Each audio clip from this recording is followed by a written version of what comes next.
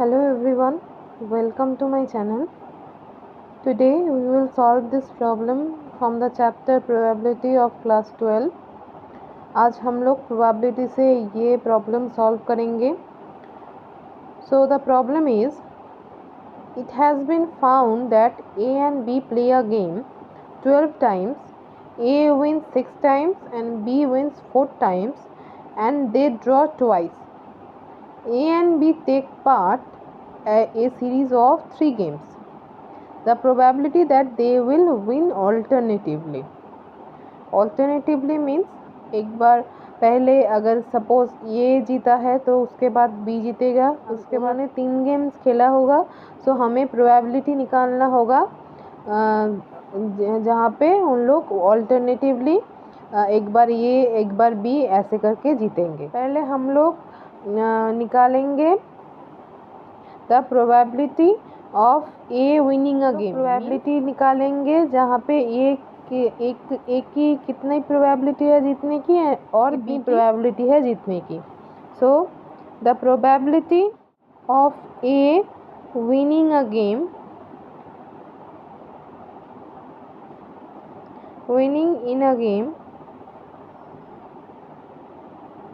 is equal to probability of A is equal to.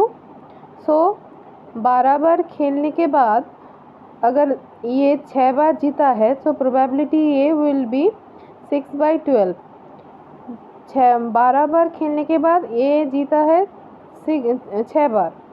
सो ए की जीतने की प्रोबेबिलिटी होगा 6/12, that is half. Similarly, the probability of B winning in a game is equal to probability of B.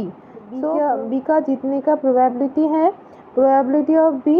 So अगर 12 बार खेल के B ने 4 बार game को जीता है so the probability of B will be 4/12. तो यहाँ पे हमें मिलता है 1/3, 1/3. अगर उन्होंने 3 बार खेला होगा तो उनका ऑल्टरनेटिवली जीतने का प्रोबेबिलिटी क्या है. सो द रिक्वायर्ड प्रोबेबिलिटी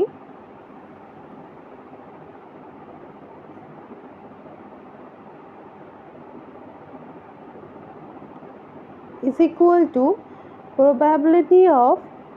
अगर सपोज ए पहले जीता होगा तो प्रोबेबिलिटी होगा probability of A intersection B intersection A sorry.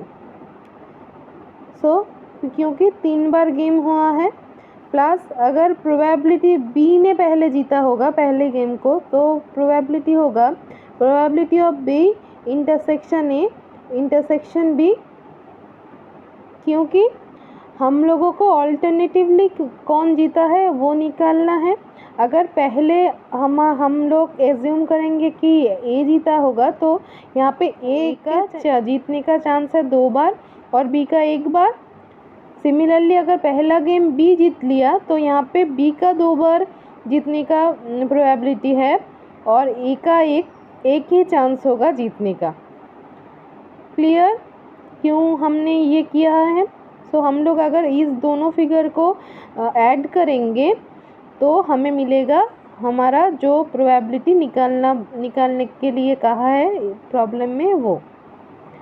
So this is equality of A into probability of B into probability of A plus probability of B into probability of A into probability of B. क्योंकि यहाँ पे A और B mutually exclusive events हैं.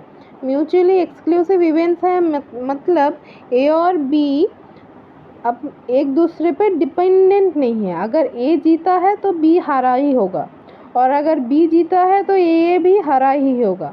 तो यहाँ पे A और be dependent नहीं है कि एक के जीतने के लिए बी का भी जीतना ज़रूरी है और बी का किसी और तरीके से ए के ऊपर डिपेंडेंट है, ये ऐसा नहीं है. सो इसलिए हम लोग ये इंटरसेक्शन को इज इक्वल टू या ऐसे लिख सकते हैं probability of A into probability of B into probability of A. Similarly इसको भी हम लोग लिख सकते हैं probability of B into probability of A into probability of B. So this is equal to, हम लोगों ने प्रोबेबिलिटी ऑफ ए और बी पहले ही निकाल लिया है। सो हमारा होगा half into 1/3 into half plus 1/3 into half into 1/3। So this is equal to, हमारा यहाँ पे हो रहा है 1/12 प्लस 1/18 इज इक्वल टू, हमें मिल रहा है 36। सो 3 प्लस 2, सो 5/36। सो ये है हमारा answer. So for this problem option B is correct. मैं आशा करती हूँ आप लोगों को ये प्रॉब्लम समझ में आया होगा। अगर आपका कोई भी डाउट है तो मुझे कमेंट सेक्शन में पूछ सकते हैं। आपको ये वीडियो पसंद आया हो प्लीज़ लाइक कीजिए और अपने दोस्तों के साथ शेयर भी कीजिए। और अगर आप नए हो मेरे चैनल पे तो प्लीज़ इस चैनल को सब्सक्राइब कीजिए। ऐसे ही वीडियोस के लिए मेरे चैनल पे बने रहिए। Thanks for watching. Thank you.